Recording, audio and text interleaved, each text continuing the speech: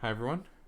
I'm Mr. Glazer, and we're going to be talking about consumer protection reforms that took place during the late 1800s and early 1900s during the Progressive Era. Remember, the Progressive Era is just this era of progress, era of reform, and we have to remember what those problems were during the Gilded Age that people want to fix.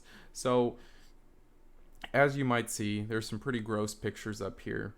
Uh, there was this man named Upton Sinclair that we talked about in a previous video that was a muckraker. Remember, muckrakers are just people that are reporters, they're authors, they're journalists, and they usually write articles or books that expose a problem in society. So people will go out and fix that problem.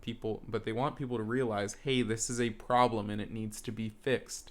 So Upton Sinclair wrote his book called The Jungle in 1905.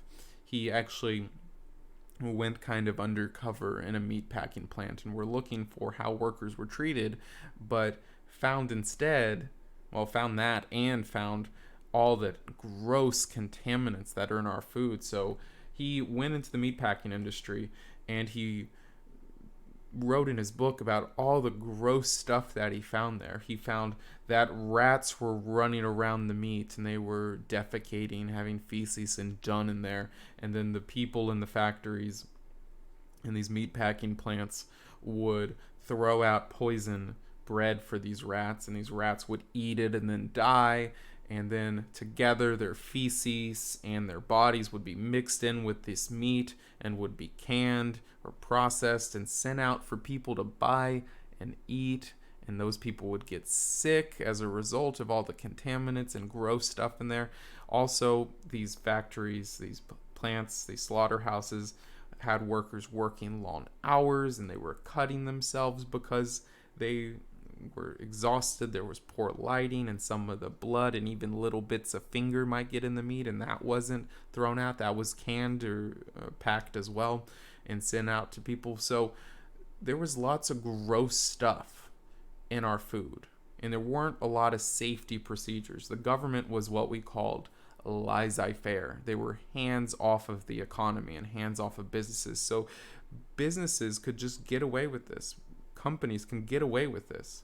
And it wasn't until Upton Sinclair exposed this problem that people decided we need to change how we do things. Maybe it would be better if the government was more hands-on and protected what we eat, made sure it was safe, made sure it was clean. So, like we said, people read his book, The Jungle. They called for the government to create laws, create new agencies to regulate, put rules on these different food industries and make sure their food's safe. So a few laws, a few agencies are going to come out of these out of this problem, out of this situation where meat was gross, where food was contaminated. And here's a few of those. So there was a new law called the Pure Food and Drug Act that was created, a law called the Meat Inspection Act, and a new agency called the Food and Drug Administration, what we call the FDA today.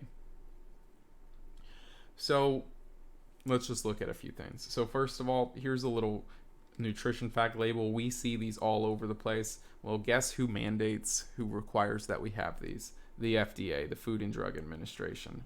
So on here you'll see that it tells you how much is in what we're eating, other types of nutrition, vitamins, fat content, sugar, protein. So since the Progressive Era, we started having these different nutritional labels that will tell us what's in our food. So that's what the FDA does and what it continues to do today. Make sure our food and our medical drugs, it tells us what's in it and what that nutrition is. And as we see, it doesn't just say what the nutritional content is. It actually says what the ingredients are, so you can make sure you know what you're eating, and that that it's not going to say rat here. And there's going to be some other laws that we already talked about that are going to make sure the food stays safe, and it's illegal if you don't for you to not follow those. So let's look. So the Meat Inspection Act is going to make sure our food is safe and not contaminated not rotted, not spoiled. And it's going to make sure, as you can see in the description, that inspections of our slaughterhouses, our meat packing plants, all that stuff take place. So the government regularly will check on our food and make sure it's safe. The Pure Food and Drug Act is going to make sure our food and medical drugs, as you see, food and drug, they cannot be what we call adulterated. That just means contaminated. Can't be misbranded. You can't say something's meat and then it turns out it's not meat. You have to be very specific with what is your food, what ingredients are in it, and that it cannot be unsafe to consume. So that's it for today. Excuse my Teddy Roosevelt slide on the next one. That's for our next video, and we will see you next time. Thank you.